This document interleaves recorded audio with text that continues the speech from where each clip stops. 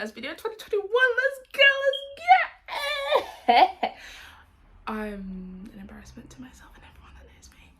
I really love my job. Maybe I just love stress.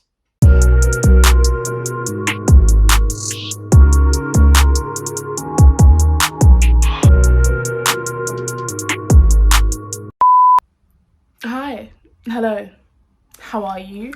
Welcome to today's video, first video of 2021, and it's not one of me singing. Who gonna tell her? Who gonna tell her?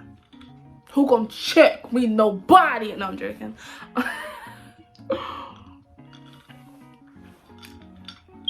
Today I thought it would be nice to like tell you guys what it's like working in a mental health environment. So I thought it would be really cool if I could share like some of my experience working in mental health with you guys.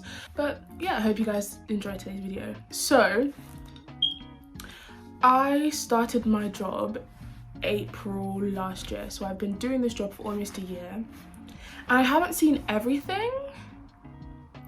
I'm very lucky that I haven't seen everything, because child, there's some things you will see. There's some things you will see that could really make you turn left. But I've seen quite a few things, quite a lot of things. Obviously for like privacy and confidentiality reasons, I can't like say like everything. Like I can't. You could do so. I can spill a little bit of tea. So my role basically is a healthcare assistant or support worker, and basically what I do is I spend time with patients like all day.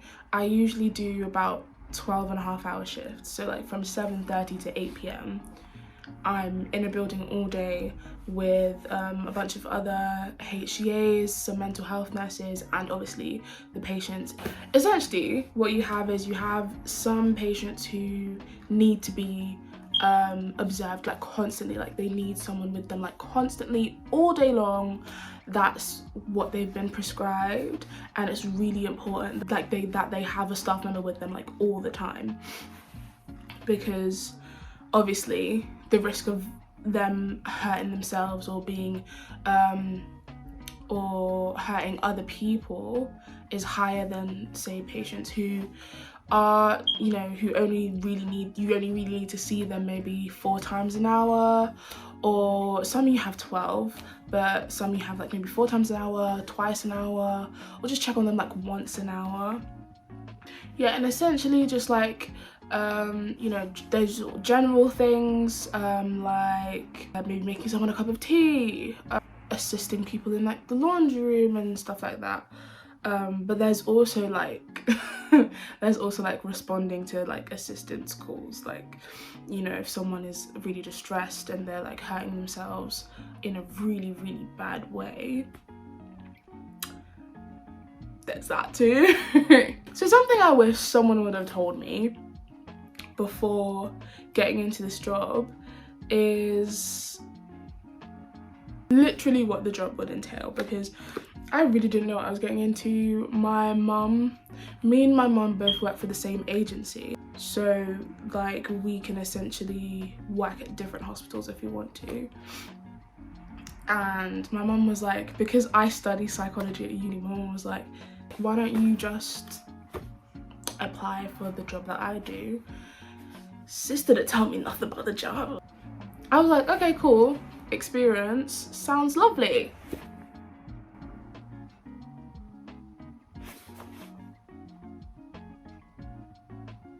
Not all experience is good experience for the soul, sis. Let me just tell you that now. I can tell you that now for free. When I started working, child, it was like everything was so fast. And I was just like, yo, I can't keep up. First of all, do I even know everyone's names? Not even staff, pages, do I even know your name? In like our meetings and stuff, we use initials.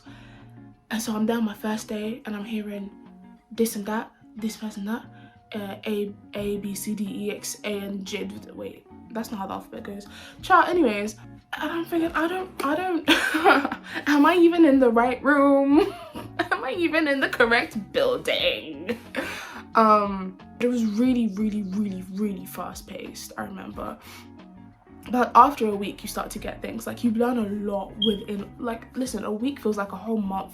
I'm in the same building for about a week, and it literally feels like I've been there for about 2 months. Make that make sense.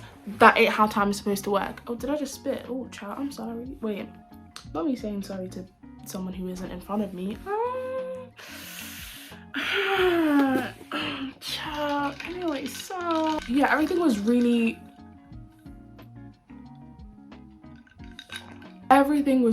fast paced, and I literally did not know what to do at all. Like, obviously before I started, we had to do training for like safeguarding and like, you know, what to do in certain situations, what to do if you're in a situation where the patient is like trying to hurt themselves or hurt other people or trying to hurt you. So that's a thing. You think these people aren't brave enough to now come and drag you by your heads up your mat? But we'll get onto that a bit later. There's like a lot of things to do. Like, there's lots of paperwork. When I say paperwork, I don't mean like filing and all that stuff, but I mean like if you're on like if you're with someone who needs to be like observed constantly, like they need to have someone with them all the time, then you know, you need to know what they've been doing within the hour, how they've been presenting. Like, do they look like they're really low? Do they look like they're really happy? Have they been engaging well with other people? You know, have they been going to activities? Have they been eating? Have they been drinking? And you literally just write this all down after your time with them is done, because you can't spend all day with the same person. But in terms of that, so there's a lot of paperwork to do. Everything goes by the nurse in charge, right? If I'm not sure about something, I'll literally go to or any nurse, to be honest. I'll go and ask, because you don't want to be the one you don't want to be the one to hand something to someone, and then next thing you know, you're hearing alarms go off, you're hearing code blue, and you see that person on the floor. You don't want to be that one. I'm laughing, but this is actually really serious. Child, if you do this job and don't laugh, you'll just go. You just don't want to be that one, all right? So if I'm confused, if I have a question, if I'm not sure, that was rude. That was rude. Anyways, if I'm not sure, you best believe I'm going to ask some questions. It's better to ask a question and look dumb than to have everyone breathing down my throat because I made a mistake. Mistakes can kill, okay? That also leads me on to another thing that I wish I'd known before doing this job, is how mentally and physically draining it would be. It sounds kind of bad because, you know, you're with people who by law like have to stay in that building. Like, they have to stay there until they get discharged, and so they like have like the freedom they have is very little in terms of like where they can go or when they can go, or who they can go with, or who they can see. Do you know what I mean? It's very much limited. But from the perspective of someone who works in these type of environments and having to do all the other extra bits, do you know what I mean?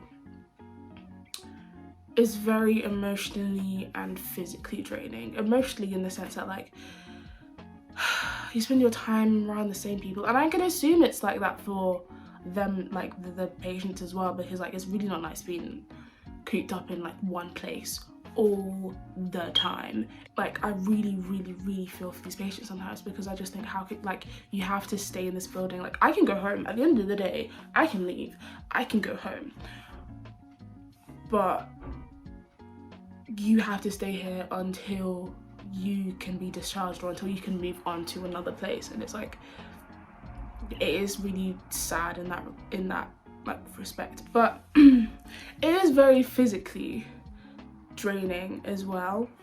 And that leads me onto my next topic.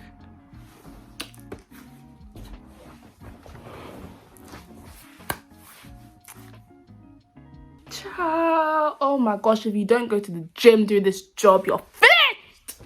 You're finished. Restraints. Let me sit back down on my chair. Obviously, I had training, right? Like 2 days of training to learn how to like hold people properly. Restraints are only for a last resort. And like you do, sometimes it just ends that way. Like you do have to do that because like, child, people be determined. Oh my gosh, I really remember the first time I ever had to restrain anyone. I was so scared. Even on the training day, even on the day of training, yo, I was scared. I was thinking, Lord, I was really praying like, Lord, please don't really have to do this to anyone. Please. I was scared. But child, you see, the first time I ever had to restrain anyone. That's actually a story time for another day. So if you guys want that to be a story time, let me know. Put it down in the comments if you want to see it, because that leads me on to my next topic. Getting attacked by patients is a thing.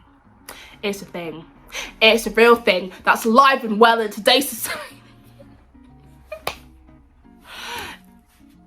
Getting attacked by patients is not cute. It's not cute. It's far beyond cute, right? And there's things like that where you have to actually go into restraints when they're trying to hurt themselves, like when it gets to a point where you can't let them hurt themselves any longer. And there's a lot of ways that people will try and hurt themselves. We have to understand that these are people that are really like unwell to the point where they like by law have to now be hospitalized until they like get discharged. I've worked with adults, I've worked with kids, or there to like help keep them safe, to support them when, you know, they're feeling really low and they like need that extra bit of support, need like an extra conversation or two. And sometimes you really don't have the time because sometimes the day just goes really fast. Honestly, I really enjoy doing this job. It comes with some really good times, it comes with some really frustrating times, but all in all, I really love my job. I've seen a lot of things. I've only really been doing this job for about almost 10 months now. I've seen a lot of things. You know, I've been attacked, I've been racially abused. That was fun. That was fun. Restraining, having to like stop people from actually killing themselves. Like it's a wild ride, this job, but I honestly really love it. And I think maybe I just love stress. That might be it. Maybe I just love stress, but I really love my job.